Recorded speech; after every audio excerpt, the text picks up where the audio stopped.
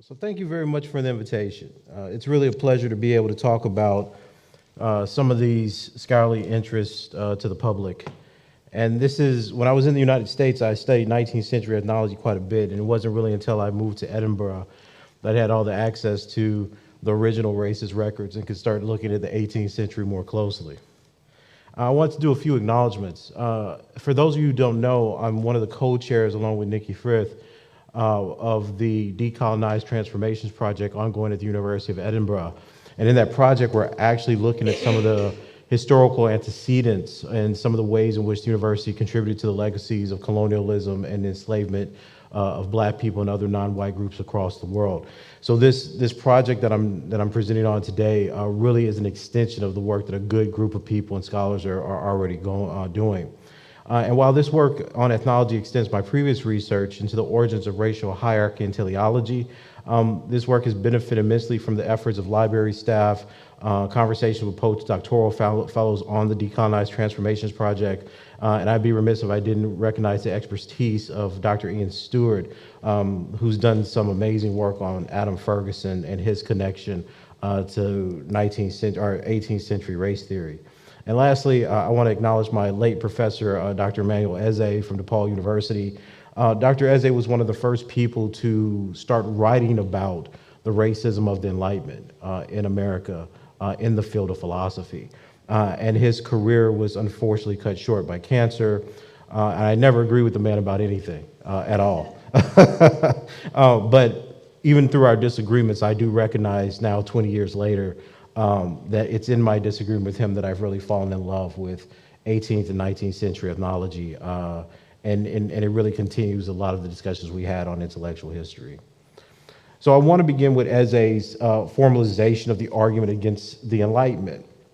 Now, in 1997, Eze released this book, Race and the Enlightenment, as a reader for philosophers and intellectual historians to start picking apart pieces of race science that was part of the Enlightenment tradition.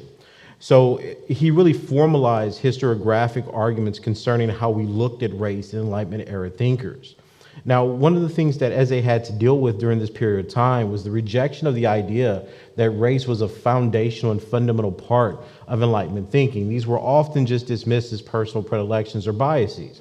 So he argued when writings on race by the major Enlightenment figures have been noted in traditional philosophical scholarship, it is often to dismiss them as journalistic or as having little that would be serious philosophical interest. Now, what Eze tried to point out here in the early 1990s was that the Enlightenment actually created division between civilized and savage peoples.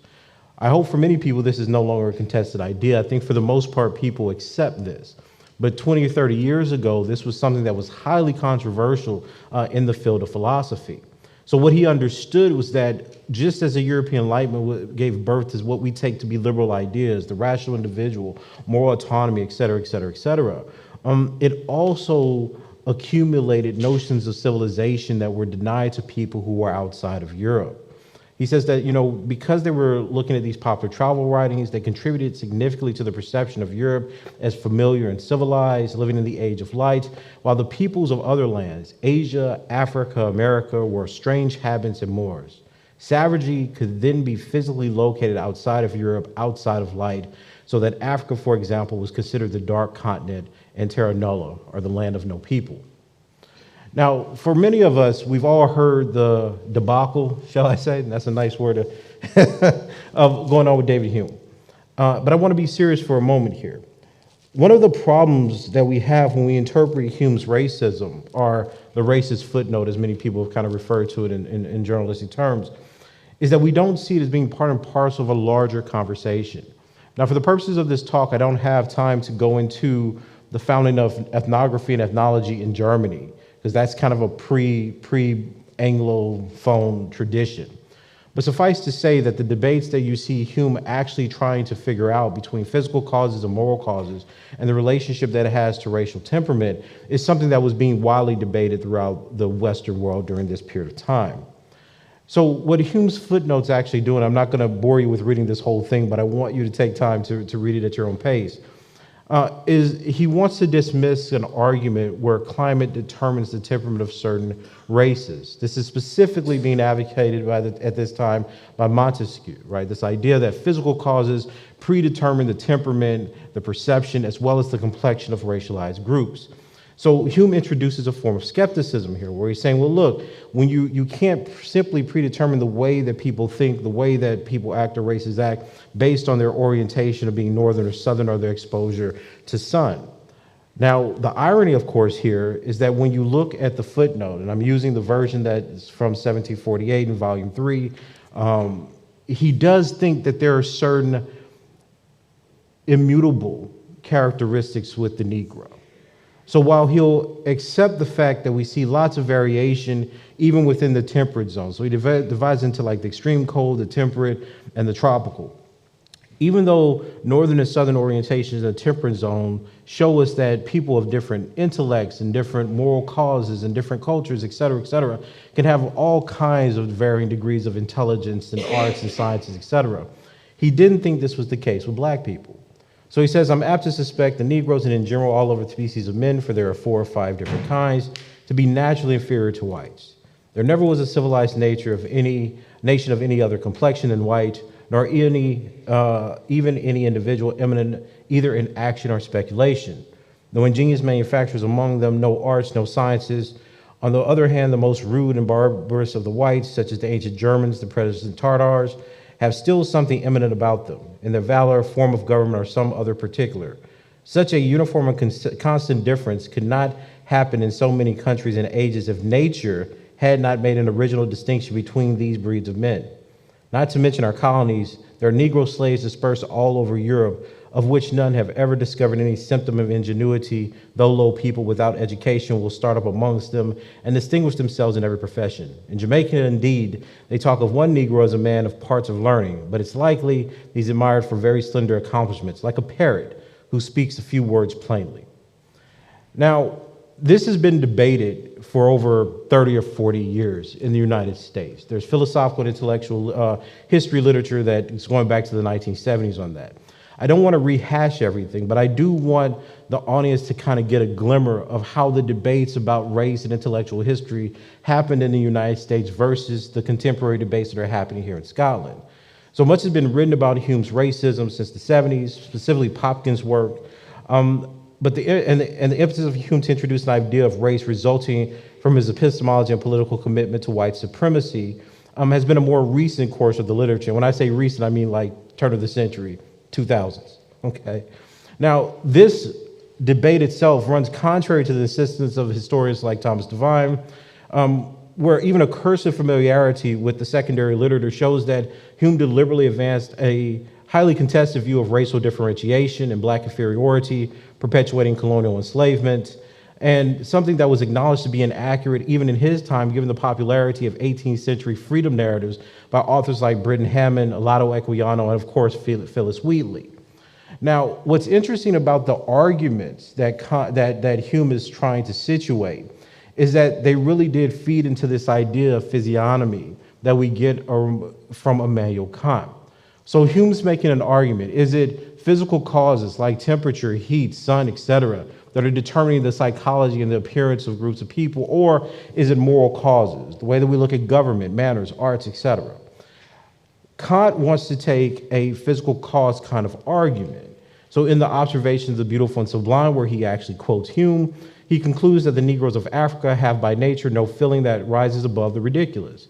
Kant continues, Mr. Hume challenges anyone to adduce a single example where a Negro has demonstrated talents and asserts that among the hundreds of thousands of blacks who have been transported elsewhere from their countries, although very many of them have been set free, nevertheless not a single one has ever been found who has accomplished anything. Upon learning of a comment of a black carpenter criticizing whites for how they treat their wives, Kant replied, quote, there might be something here worth considering except for the fact that the scoundrel was completely black from head to foot, a distinct proof that what he said was stupid, end quote. Now, this isn't a controversial view during this period of time under German idealism or even under ethnography in terms of how Germany practiced it. Kant is very much in line with the argument or the idea of physical causes, specifically cultivated by chyme, right? These germs or seeds that originate in, or that become rather solidified in groups of people given climate. Said differently, whereas we think physical causes create certain kind of temperaments, skin colors, and personality and behaviors of certain races of people, which are largely referred to as national characteristics in the works of Hume, Kant, and others, what Kant's trying to identify is what's the thing that endures. So if a white European goes to Africa, his behaviors, his mentality, his psychology, his temperament doesn't simply change because of the heat. What makes that endure is going to be the germ that has been solidified and cultivated in the temperate climate that is now transmitted as a part of the natural characteristics or of that racial group. So Kant wants to talk about the ways in which warm climates, harsh heat, right, corrupts the rationality and nature of different groups of people. Now, in fairness, he also thinks that this has happened in extreme cold.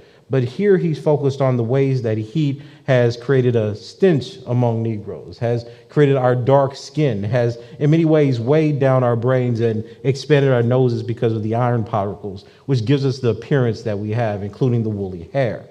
Now, the physical causes that Kant's utilizing here are very much part of his physical geography and will later translate, of course, into how he understands pragmatic anthropology, the question of how different groups of people make themselves given conditions of freedom. But what's important about this is that this argument of physical causes that Kant is articulating here becomes the basis of a science called physiognomy. Now, for many people, they want to argue that, well, look, sure, Kant made these mistakes as a young man in the 1760s, but by the 1790s, following, Klingold, right, he completely got rid of this idea that races are inferior. These kind of slapstick responses are common in philosophy and intellectual history. But the real question we have to ask is, what is the impetus that Kant has to eliminate racial thinking, especially since everything after his time solidifies the idea that there are stark racial differences, specifically based on physiognomy. Now, physiognomy is the art of judging a human being's way of sensing and way of thinking according to his visible form. Consequently, it judges the interior by the exterior. This idea of physiognomy was something that was really developed by Johann Lavater in his essays on physiognomy in 1772. Now, Lavater's work is rarely mentioned, but so important to the arguments we're about to have concerning the Scottish Enlightenment. Because Lavater wanted to show that with respect to the form of man, our eyes convince us that the character of nature as well as the mind is visible in the countenance, in the appearance of the external and physical body. Now, this very much fits with the kind of common sense epistemology that you're going to get from someone like a Dugald Stewart, a Reed, a Adam Ferguson. It's going to react against the skepticism, but rarely is Lavater talked about as contributing anything to the intellectual culture of Scotland or Great Britain itself. But as we find out from John Graham's work, Lavater's physiognomy was well accepted throughout Europe and England. So much so that it was actually commented on in several different periodicals here in Edinburgh itself. So Lavater's physiognomy was concerned with exteriority and appearance, and interiority and moral content or nature. So physiognomy for Lavater was seen as being capable of becoming a science as any one of the sciences like mathematics, except mathematics. But it's a branch of physical art and includes theology and the grand letters. Like these, it may to a certain extent be reduced to rule and acquire an appropriate character which may be taught. He also thought that it was indisputable that all men, absolutely all men, estimate all things whatever by their physiognomy, by their exterior temporary superficies. By viewing these on every occasion, they draw their conclusions concerning internal properties. So, as he ends with, is it not all nature physiognomy? Superficies and contents, body and spirit, exterior effect and internal power, invisible beginning and visible ending. So this idea that we can look at groups of people, we can tell something from their complexion, about their sentiments, about how they think, about what's going to motivate them to behave, was something that had great interest in the Scottish Enlightenment. This was specifically the case for Adam Ferguson. Now, Adam Ferguson served as the chair of natural philosophy in 1759 and chair of mental and moral philosophy in 1764 at the University of Edinburgh. He resigned from that in 1785 when that chair was later taken up by Dugald Stewart. Adam Ferguson introduced an idea of racial variety that looked at whites as the standard by which all other racial groups would be judged. Now, this is a very important idea because this is not simply situating the idea that whites are at the top. It's saying that any comparison in the study of racial variety takes whites to be, because they're in a temperate zone, the standard, the basis, the measure by which we could judge every other racial group from time on in. As he says in a lecture that he delivered November 30th, 1780, the peculiarities of the European race provide the standard to which we must refer in describing other races. So Ferguson seems to hold a view of racial degradation. In his notes to the lecture of 1780, he suggests that the Samoanian people may be a European that has degenerated from the effects of climate and manner of life. Now, this is very, very interesting because remember, the debate up to this time is whether or not physical causes absolutely determine the complexion and personality of a group of people. Given that he thinks that Europeans are the standards, you can see that if you venture out of the temperate zones of climate, he thinks that climate can have an effect and actually degenerate you into a different racial or ethnic group. So this is why he thinks that the varieties of the human race may refer to manners, establishment, arts, and attainments, and the difference, be they personal or casual or hereditary, and of the last, some are connected to climate. Ferguson was adamant that climate fundamentally changed the way that people thought, behaved, and saw and understood the world. So because he thinks that climate creates the results of racial inequity, right? That is because of the climates in the world that create different stocks of people, he's willing to then say that nature, or in nature, these inequalities arise. That's why we have inequalities in temperament and genius, or diversity of features such as complexion and stature. Said differently, Ferguson is introducing the idea that complexion and skin color will also correspond then to what we take to be internal qualities in temperament and genius. And this is a very interesting and profound thought, at least for this time, in the development of racial hierarchy. That's why when we look back at the comment that David Hume makes, it's not simply a question of Hume's ignorance. It's a question of what are the debates that started during this period of time in the 1740s, 50s, 60s, etc., that's trying to locate or create the grounding for a new way of thinking about human variation and racial difference. So Ferguson used white Europeans as a standard of civilization and racial variation, even though he only had a hierarchy or a taxonomy of 6 races. These 6 racial groups are described throughout his notes as possessing various temperaments and disparate degrees of genius.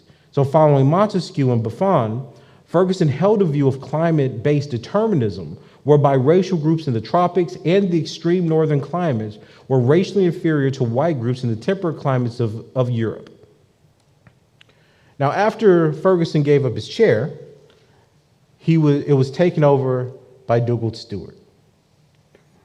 And Dugald has been quite a surprise to me over the last few years.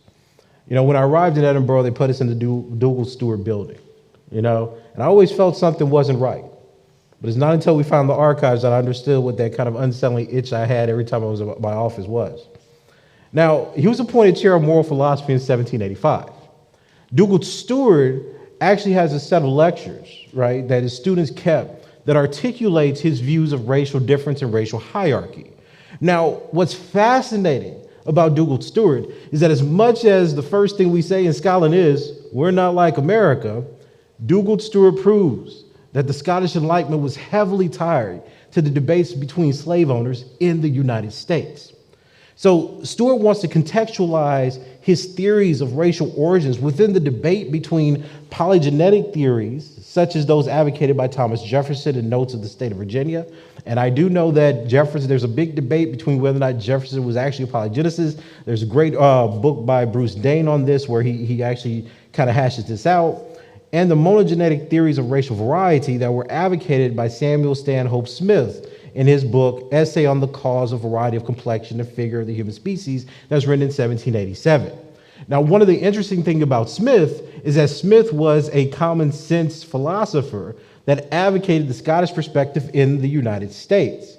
So what Smith is trying to situate is, do we have a monogenetic theory where all human beings come from the same stock, and we could understand climate as creating degrees of genius, degrees of complexion that we can then use to map civilization or degradation across the field of human difference? Or is it the case, like Thomas Jefferson, that black people and other savage peoples, in quotes, right, come from fundamentally different origins of beings. They're just fundamentally different species in our contemporary language. Now, Stewart concludes from this debate that from all they've said, right, that all has been said, that he thinks that the argument for the contiguity of the human race is stronger than those for the diversity of the human species. So said differently, he's a monogeneticist. But he's fundamentally concerned with what complexion is and what complexion meant for mental faculties. I want to impress upon the audience what this meant. So when Dugald Stewart's having this argument, or he's discussing this, because this is his students' lecture notes, when he's discussing this in his class, here's what he's trying to convey to the students. Okay, so when he summarizes Jefferson, he says, "Look, Mr. Jefferson, in his account of the Negro, rates their intellectual faculties very low. He doubts much if any of them could be made to understand a proposition of Euclid. No composition on any subject, whether in verse or prose, has been made by them. They love idleness and have great contempt, or rather unthinking carelessness of death." And this was big in Notes of Virginia, because what Thomas Jefferson would say is that black people are sensual beings. That means they only feel and see things. They don't reflect upon things. They're fundamentally sensuous in nature. Their moral qualities, however, according to them, are excellent, because they have much humanity and gentleness, natural affection and gratitude. And he concludes with observing that we see them to very great disadvantage, and that in the words of the ancient sage, the day in which man loses his liberty, he loses half his virtue. Now that's how Stewart viewed Jefferson. How does he view Smith's argument? Well, he says, look, when you're looking at Smith, we have to counterpose that to Jefferson's view that climates just created one stock of the Negro. Can black people change if they're put in environments, or have different moral causes to affect their actual countenance? So he says from this that, look, these observations of possible change are actually observed by Dr. Smith. What he says specifically about American slaves in the treatise that's already been mentioned. He says, look, the field slaves of the United States are ill-fed, ill-clothed, and ill-lodged. They live remote from society and by themselves. And this part is important. So they don't have a lot of interaction with the masters, right, if they're field slaves. And they have thus preserved many of the customs and manners and much of the external appearance of the native Negro. Stewart characterizes the appearance of the native Negro as one of heavy and stupid. They have a heavy and stupid appearance, he says. Their noses are flat, lips thick, hair woolly. The house slave, on the contrary, who's continually in the company of their masters, have caught much liveliness and vivacity of expression. Their noses are frequently raised. So who knew if I was around more white, my nose would straighten up a little bit, right? Lips moderately thick, and my hair would grow 6 to 8 inches long, which rises from their dressing and taking care of it and their whole appearance, end quote. Right? If only we get rid of some of this ongoing gray, huh? So in dealing with Smith, Dugald Stewart is showing his students, look, here are the two propositions that we have to deal with. We have to deal with an argument of physical cause, which says, look, because of the heat, the extremity of the climate, black people are sensual. They have no reflection. They don't have the same kinds of racial qualities that we have in temperate zones. And then you have Smith saying, well, we can accept a monogenetic thesis where we're all of one stock, say that the heat has affected them and created, say, a chyma, right, a germ that's given them this kind of idle and lazy nature, but we can see that they somewhat approve, dare I say, evolve, if they're around white people who are their masters that are teaching them different things, languages, etc. Now, this debate is the foundation of ethnology. Melissa Stein defines ethnology as a field of scientific inquiry premised on the belief that the physical body revealed the intellectual, moral, and political capacities of its owner, and by implication, those of his or her race writ large. Notice the similarity between this definition of ethnology, which becomes popular in late 18th and early 19th century Anglophone discourse, and physiognomy, taken from the German philosophers like Kant, Lavender, etc., that's also interested in how the external body tells us something about interior qualities. Now, this debate is the foundation of how ethnology was created in Britain. The ethnological societies of the Anglo-speaking world sought to discover the origin and destinies of the races. In other words, they were interested, of course, in natural history, or what was called natural history at that time, but also teleology, the purpose of racial difference and racial variation. So insights of Enlightenment era physiognomy was translated into debates about the origins and ends of racial groups in the mid-1800s. In 1842, Albert Gallatin and John Burlett founded the American Ethnological Society in New York, while the Ethnological Society of London was founded the very next year by Thomas Hodgkin, John Badeau, and James Pritchard. So ethnology started off in this country as a science of colonization and imperial expansion. In the present state of our knowledge, this is Richard King's actually first address to the Ethnological Society. He says that it's impossible to recognize a system. In every system and in every hypothesis has been established on authorities so extremely weak as to be fast tottering into the neglect which must necessarily await every system whose basis is not constructed on facts. So the rapid progress of commerce and colonization, which so eminently characterizes the present century, is to be hoped will not suffer us to remain much longer ignorant of our own species, and that man will at least begin to assume just his just station among the subjects of human inquiry. Now, in American terms, this was the idea of racial contact. Because you have an imperial force that's meeting different races and having seen all different forms of racial variation, a philosophical question was asked. Well, then what is the purpose of human variation and racial difference? To what end does it serve? And more importantly, where does it fit in our larger anthropological questions of how man defines himself under the rubrics or burdens of freedom? So Richard King's inaugural address to the Ethnological Society that was delivered in 1842 understood this context. He understood that Great Britain is at the present moment in communication with the uncivilized nations of the world, and to a far larger extent than any other power on earth. So it became incumbent on British intellectuals, and you're going to see this in Pritchard in one moment. It becomes incumbent for the Scottish trained intellectuals at the University of Edinburgh to take up the philosophical question to guide the future of Great Britain. It's a question of how we deal with diversity, how we deal with different racial variations, and more importantly, what then do we do with the meanings we find given the complexion of different people around the world. So in the perspectives of the Ethnological Society of London, they said, of course, it's submitted that among the numerous literary and scientific societies established in the British metropolis, one is still wanting to complete the circle of scientific institutions whose sole object should be the promotion and diffusion of the most important and interesting branch of knowledge, which is ethnology.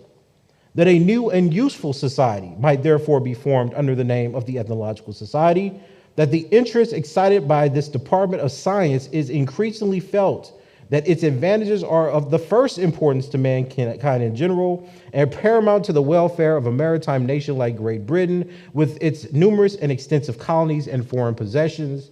And lastly, that although there's a great amount of ethnological information existing in Britain, yet it is so scattered and dispersed either in large books that are not generally accessible, or in the bureau of the public departments, or in the possession of private individuals, as to be nearly unavailable to the public. So you can see that the Ethnological Society was also about spreading this message wholly throughout the nation about the importance of racial difference and what would become known as white supremacy and racial superiority. So James Cole Pritchard, one of my favorite, newly favorite people, authored the Researches into the Physical History of Man in 1813. But James Cole Pritchard just didn't randomly come up with this idea. No, he was inspired by the eloquent words of Dugald Stewart. Being in medical school at the University of Edinburgh in 1808, he writes in 1813 that we really don't have an expertise in ethnology or ethnological questions in Scotland or Great Britain. He says the nature and the causes of physical diversities which characterize different races of men, though a curious and interesting subject of inquiry, is one which has rarely engaged the notice of writers in our own country. He said that while he initially had given up this line of inquiry, already had been convinced of the polygenetic thesis, he says he resumed this inquiry into the physical history of mankind on hearing it treated by the late professor of moral philosophy at the University of Edinburgh, who's of course Dugald Stewart. And what's fascinating throughout his book is that he starts the introduction saying, listen, I was on the side of Jefferson. I thought clearly that we could explain racial hierarchies and the inferiority of savage peoples because they were fundamentally different species. But it's only upon hearing the monogenetic thesis of Dugald Stewart while doing lectures at the University of Edinburgh that I've now become convinced that the monogenetic thesis is not only true and has the most evidence, but is the most deserving of philosophical speculation. So that's then why Pritchard believed that the Negro was the earliest form of humanity. In order to explain the degrees and difference of evolution from the extreme tropical zones to the temperate zones, you have Pritchard introducing a semi-evolutionary theory years before we even get Darwin. He says, in the human species, it's the transmutation of the characters of the Negro and into those of the European, or the evolution of white varieties in black races of men. We have seen that there are causes existing which are capable of producing such alteration, but we have no facts which induce us to suppose that the reverse of this change could in any circumstances be effected. This leads us to the inference that the primitive stock of men were Negroes, which has every appearance of truth, end quote. So what Pritchard is doing, still working through the arguments that you're getting from Dugald Stewart and from Adam Ferguson focusing on complexion, is trying to find what is that undenatured, that unchangeable racial quality. So that's why he says, look, you can look at migration and you can look at climate, but when certain things are solidified in racial stocks of people, the climate doesn't change it. He says, look, white races of people are migrating to hot climates. They do preserve their native complexion unchanged and have so preserved it in all the examples of such migration which we know to happen. And this fact is only an instance of the prevalence of the general law, which is ordained that the offspring shall always be constructed according to the natural and primitive constitution of the parents, and therefore shall inherit only their connate particularities and not any of their acquired qualities. So in this sense, even complexion, right, was married to civilization and to that which would be transmitted to offspring. As he explains, varieties indeed appear more readily to spring up in moderate than in intensively hot climates, but they are not sufficient to produce any considerable change on the race. Civilization, however, has more extensive powers, and we have examples of the greatest variation in human complexion produced by it, or at least which can scarcely be referred to as any other cause, via the appearance of the sanguine constitution in a race that is generally black. So what Pritchard is trying to do is explain to us how these very same physical causes that Dugald Stewart is concerned about, but doesn't want to concede as being determined, because Dugald Stewart wants to say, well, look, physical and moral causes affect the way that people behave. Here you have Pritchard saying, well, look, Stewart's right, but we have to understand then that the qualities that we see in the black race, right, were changed by climate so long ago that they evolved into the white race. So when we look backwards and see racial distinctions or racial variety, what we are looking at are less evolved or less civilized gradations of the past stocks of people that did not take up the superiority of the whites in the temperate climates. Now, it's fascinating that we actually have this opportunity to look at this intellectual history, because what Pritchard is doing is giving us an explanation of what Dugald Stewart's work has done to accomplish an ethnological science. The reason that he's founding the Ethnological Society of London is because it's these ideas of racial features that we can look at a racial group and then see backwards into history, presents as an opportunity for study in the ongoing racial contact that Great Britain will have with savage or non-European peoples. So in one of his books, in his dissertation, which turned the book, this is why he actually says that the darkness and the complexion of races of people are best adapted by their organization to the condition of rude and uncivilized nations, which we must conceive to have been the primitive state of mankind, and that the structure of the European is best fitted for the habits of improved life. So here again, going back to Ferguson and Stewart, you see how he thinks that complexion indicates not only the effects of the physical cause, but also the kinds of moral causes, the environments and civilization that the skin color makes one most adapted to. If you take a black person and put them in a civilized country, right, according to these scholars, they would already be misplaced because their internal constitution will be incongruent with the environment. So what you have developing in Scottish Enlightenment and ethnological thinking is the idea that complexion tells you not only what one stock of race or a race of people are capable of, but also where they don't fit or what they're maladjusted to. And this is a huge argument in terms of the development of how we think of colonization and enslavement, because the arguments that we now take to be routine pseudoscience, oh, it's just racist to say that black people couldn't learn, was the pinnacle of the conceptual distinctions being made between darker complexioned people who were thought to not have evolved and temperate zone people who were thought to evolve reflection, morality, etc. Said differently, the civilization that we think was a product of the Enlightenment took as its test case the inferiority of black people. And it's a mistake for us then to pursue these kinds of philosophical texts and excerpts of lecture notes without that background contextualizing what we're finding and reading.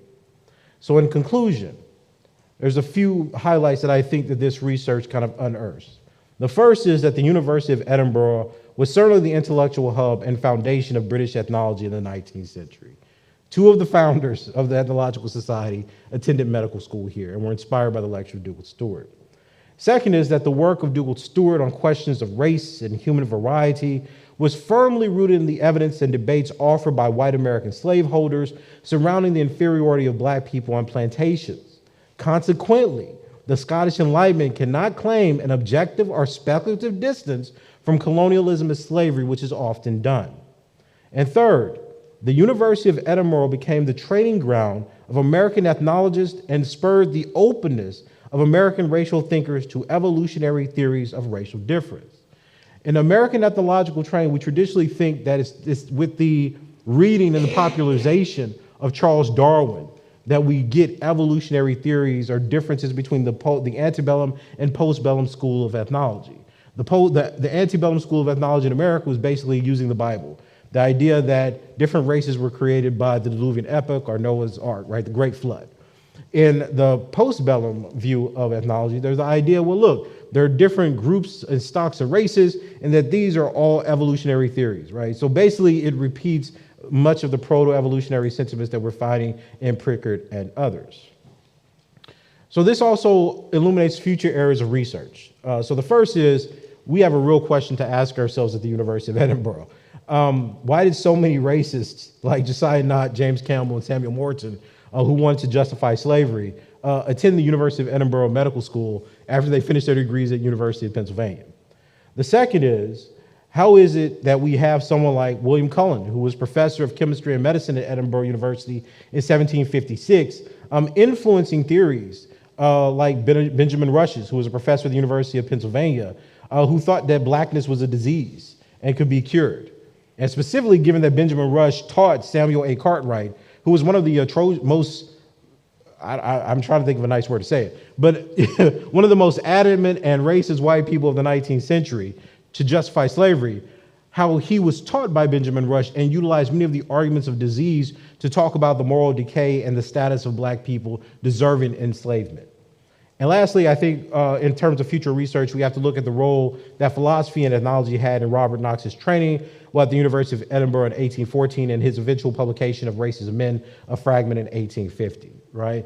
So a lot of the work that's being done here that's trying to ground how we understand what Dugald Stewart and Adam Ferguson are actually talking about, how that actually influences or creates the conceptual and intellectual grounding of the study of different races, is a burgeoning field of investigation and scholarship that has not yet happened.